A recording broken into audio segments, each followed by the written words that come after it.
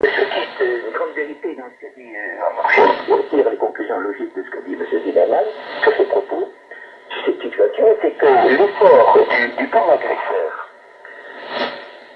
justement, d'internationaliser, si je puis dire, le conflit, c'est-à-dire de forcer l'Iran à intervenir dans le conflit.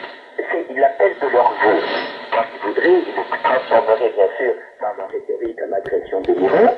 En vérité, s'il y a une telle violence, une telle, disons, cruauté, une telle densité dans les combats. Par exemple, en 2017, je crois, j'ai vu qu'il y a eu à peu près plus d'une centaine, 135 par là, interventions aériennes qui montaient, je crois, à 350% de plus que l'année précédente, etc. Donc, nous avons une intensité des combats pour pouvoir justement contraindre le peuple saoudien, toutes les élites saoudiennes, à chercher de l'aide. Est-ce que le Yémen pourra tenir devant une mobilisation aussi forte contre lui? Ceci, à mon avis, cette mobilisation contre lui peut être empêchée également par des moyens diplomatiques, peut être empêchée par une sorte de, disons, de coalition de ce qu'on peut appeler des pays de la résistance à l'ordre mondial. Oui, ceci est possible. Je crois que le but quand même qui est recherché par les Américains nationaux, des Anglais, etc., c'est, par la suppléance, c'est justement derrière le Yémen, à notre avis, c'est de viser l'Iran. Vous voyez, ça, ceci est, à mon avis, quelque chose qui est, mais même qui est avoué par la presse. Des États orientaux. C'est là où il est pour la Syrie, je dis brièvement, qui était indemne, qui n'avait aucune dette internationale, et c'est un pays qui a été finalement écrasé, disons, qu'on a voulu briser parce qu'il était indépendant et pouvait maintenir son indépendance, et c'est la même chose pour l'Iran. L'Iran, on en veut à l'Iran, non pas parce que l'Iran est musulman, ou parce que l'Iran est chiite, mais parce que l'Iran veut être indépendant. Voilà, exactement. C'est une lutte, disons, de l'impérialisme contre les États indépendants. Et bien, je crois que c'est tout le 21e siècle qui se fait. Et bien sûr, tout le reste, disons qu'il faut que, tant en Iran qu'ailleurs, la jeunesse surtout ait conscience que ce qui se passe au Yémen, c'est une attaque contre les pays indépendants. C'est pas seulement une affaire intérieure, c'est pas une affaire, disons, de clan.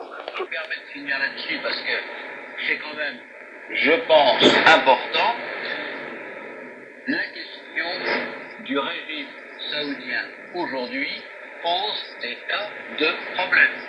Depuis quelques mois, un an à peu près, on a sorti le prince Beslamang à chapeau. Ce monsieur n'a pas plus que d'autres de légitimité intérieure. Il a une reconnaissance internationale de gens dont il fait le boulot, si j'ose dire, parce que c'est leur prince, c'est autre chose. Mais maintenant, est-ce qu'il va être capable de se maintenir intérieurement en ayant ce seul atout? Ça n'est pas certain. Merci. Donc, il faut que, sur le plan international, les gens qui tirent les ficelles se rendent compte que, paradoxalement, c'est peut-être l'Arabie Saoudite aujourd'hui qui est le maillon faible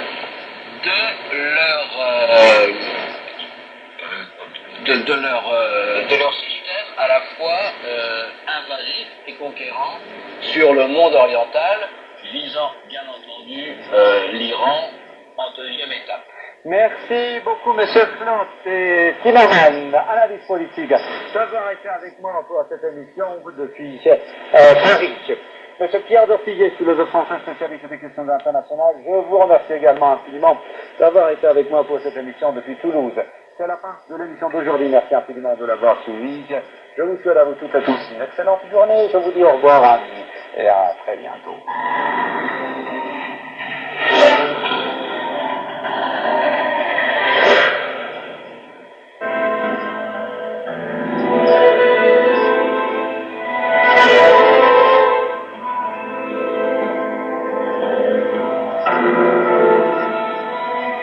L'idéologie est la pratique des courants acquéristes.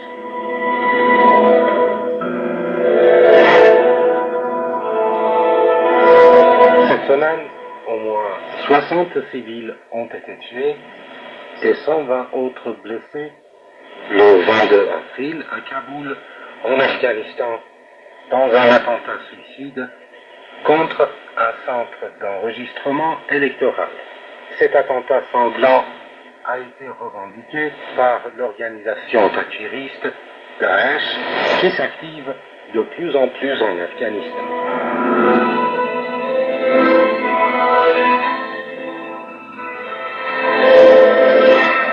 L'un des chefs terroristes de Daesh, Abu Yahya Iraqi, envisage de renouveler ce groupe terroriste en créant une organisation terroriste en parallèle avec Daesh à l'origine.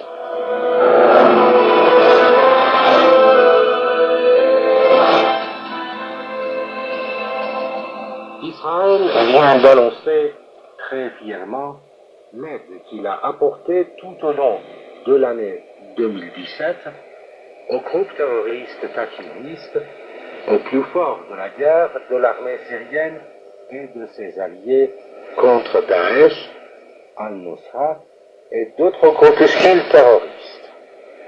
Depuis leur émergence en Syrie, le front Al-Nusra, Daesh et d'autres groupes d'obédience wahhabo-takfiristes n'ont jamais exprimé la moindre aversion contre le régime israélien, à l'origine des plus grands massacres commis contre les Palestiniens et les musulmans. Selon Al-Masdar News, Israël reconnaît avoir fourni en 2017 aux terroristes takfiristes en guerre en Syrie 13 générateurs d'électricité, 542 000 litres d'essence, 174 tonnes de vêtements et 12 000 de produits hygiéniques.